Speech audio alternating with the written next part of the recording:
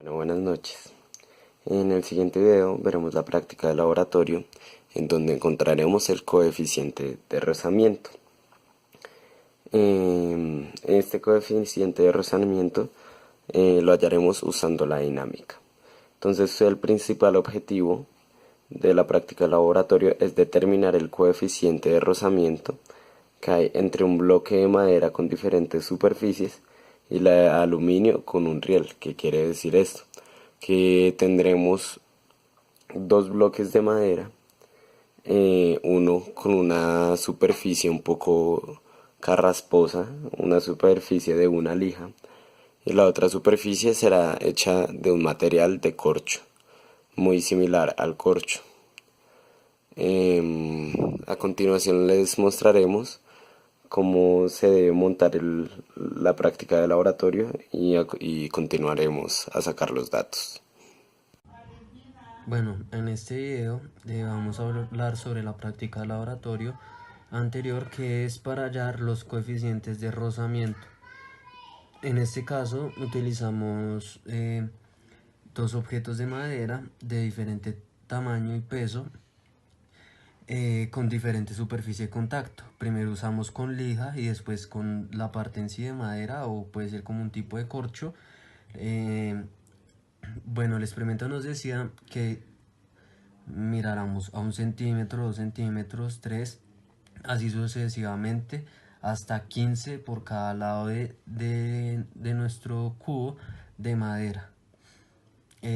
Así mirábamos que el delta que se recorría en esta parte era mayor, dependiendo la altura. Nosotros medíamos apenas esto tuviera contacto con el suelo.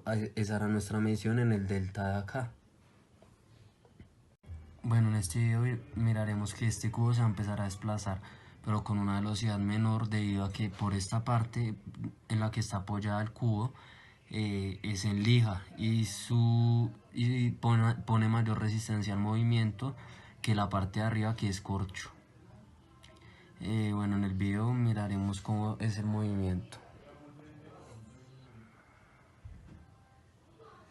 Aquí vemos que apenas para, es porque el otro cubo ya está en contacto con el piso, pero apenas el otro cubo está en contacto con el piso, puede ser que nuestro cubo tenga se siga moviendo un poco más. Como vemos en nuestro montaje experimental, las fuerzas que actúan sobre cada cuerpo son, entonces sobre el que está en la mesa, tenemos la normal, su propio peso, una tensión que irá en esta dirección y una fuerza de rozamiento cinético, porque va a estar en movimiento, que va a ir en dirección opuesta al movimiento. Entonces, en la cuerda que conecta ese cuerpo con el otro, produce esta tensión también. Y eso es lo que produce el movimiento. En el otro cuerpo vamos a tener la tensión 1, porque va a ser una sola cuerda, entonces va a ser la misma tensión, y su propio peso. Entonces, al momento de hacer los diagramas de cuerpo libre de cada cuerpo, tengo, tengo que van a actuar de esta manera en el cuerpo que está sobre la mesa y el cuerpo que está eh, colgando. Entonces, si aplicamos la segunda ley de Newton, eh, obtenemos estas ecuaciones para el cuerpo 1 y para el cuerpo 2. Entonces, la segunda ley de Newton dice que la sumatoria de las fuerzas netas es igual a la masa por la aceleración. Entonces, del cuerpo 1 tenemos que son las fuerzas que van a actuar en Y, o sea, N menos mg va a ser igual a 0, porque en Y no se está ejerciendo el movimiento. En cambio, en X, en el eje X, T1 y la fuerza de rozamiento cinética representada por F sub K, pues sí va a estar haciendo movimiento, entonces eso es igual a M por A. Del segundo tenemos que las fuerzas en X van a ser igual a 0 y las fuerzas en Y van a ser T1 menos mg igual a ma. Recordemos que estas masas van a ser distintas. de donde al hacer los respectivos despejes y reemplazamientos en cada ecuación, deducimos que la aceleración va a ser igual a la gravedad por la masa que está colgando, ¿sí? Que va a ser la masa grande, menos mu sub k por la masa que está sobre la mesa, sobre todo esto sobre m más m.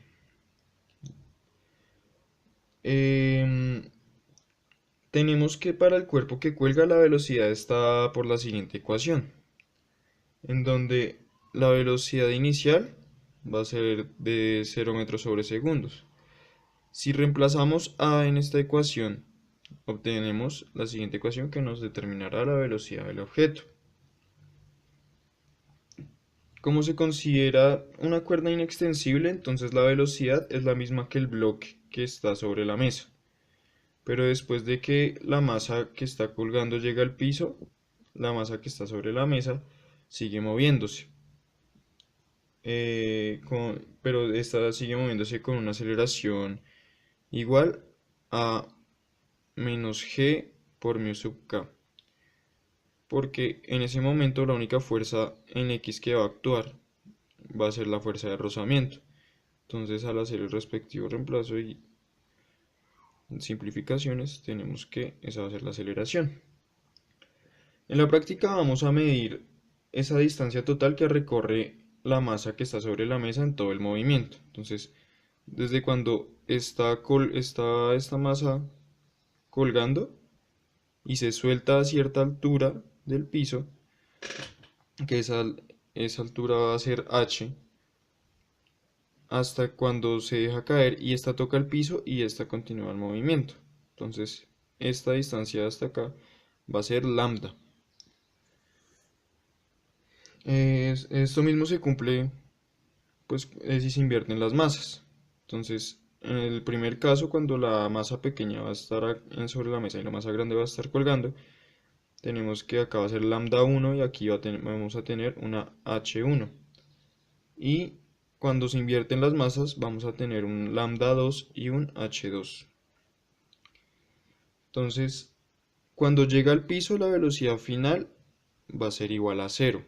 Entonces su velocidad inicial va a estar dada por la ecuación que está aquí arriba, porque vamos a analizarlo justo en ese momento cuando cae en el piso y justo en ese momento cuando cae en el piso y sigue andando. Entonces va a tener una velocidad inicial.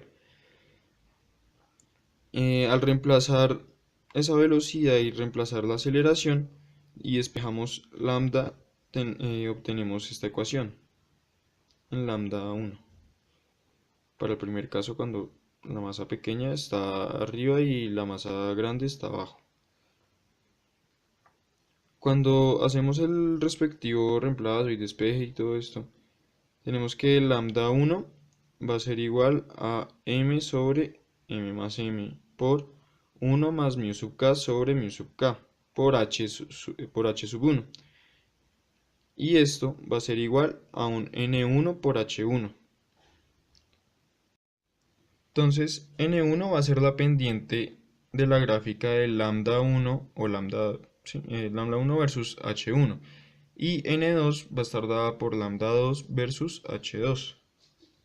Entonces, vamos a tener una gráfica de este tipo, una pendiente. Entonces, en la anterior ecuación que vimos, tenemos que n1 va a ser igual a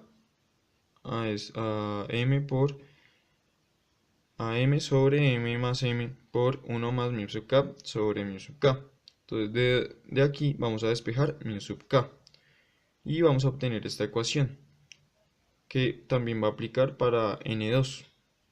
Entonces al linealizar las gráficas obtenemos las pendientes respectivas n1 y n2. Si se realiza esta ecuación de m es a m grande como n2 es a n1, entonces relacionamos las masas en términos de las pendientes. Así podemos obtener la siguiente ecuación. y eso nos dará el coeficiente de rozamiento cinético. Primero lo haremos con la superficie, que en nuestro caso va a ser de aluminio, y en los bloques, el bloque que va a estar en contacto con la superficie, vamos a utilizar la parte de la lija. Y luego lo haremos con la parte del bloque que tiene el corcho. Y vamos a tomar los respectivos datos. Entonces, en el primer caso, que va a ser con la lija, vamos a tener un, una altura que va a ser nuestra variable independiente y un lambda que va a ser nuestra variable dependiente. Todos estos datos se van a tomar pues, en el laboratorio. Y esto va a ser para el primer caso cuando la masa pequeña está arriba y la masa grande está colgando. Y para hallar el N2, también con la misma lija, en contacto con la superficie, es cuando la masa grande va a estar en la parte de arriba y la masa pequeña va a estar colgando, con las mismas variables independientes y las mismas variables dependientes. Bueno, ya después de haber realizado toda la práctica, de haber obtenido todos los resultados, podremos analizar y llegar a estas ciertas conclusiones. Entonces pudimos ver que el coeficiente de fricción que hay entre la lija y el riel de aluminio es mucho menor al coeficiente de fricción que hay entre el corcho y el riel de aluminio. También pudimos evidenciar que el coeficiente de fricción va a ser totalmente independiente de la fuerza que se esté aplicando, es decir, de la masa a la que se está bajando el otro objeto, al igual que la fuerza. Este coeficiente no va a variar si varía la fuerza que se le está aplicando. Y bueno, por último, tendremos unas nuevas preguntas que surgieron tras haber analizado el laboratorio. Entonces, la lija, al ser más áspera al tacto que el corcho, podemos ver que opone cierta resistencia a la lija al pasar el dedo que el corcho, porque su coeficiente de rozamiento es menor, sabiendo pues esto, que es un poco más áspera. Y otra pregunta que obtuvimos fue, al tener el aluminio en otra forma, es decir, esta vez probamos el aluminio en forma de riel, ¿por qué no al obtenerlo de otra forma, como lo es, no sé, en una esfera o simplemente en forma con desniveles, vamos a tener el mismo coeficiente de rozamiento con la lija y con el corcho? Bueno, esperamos que les haya gustado el video, que hayan aprendido y nos veremos en una próxima ocasión.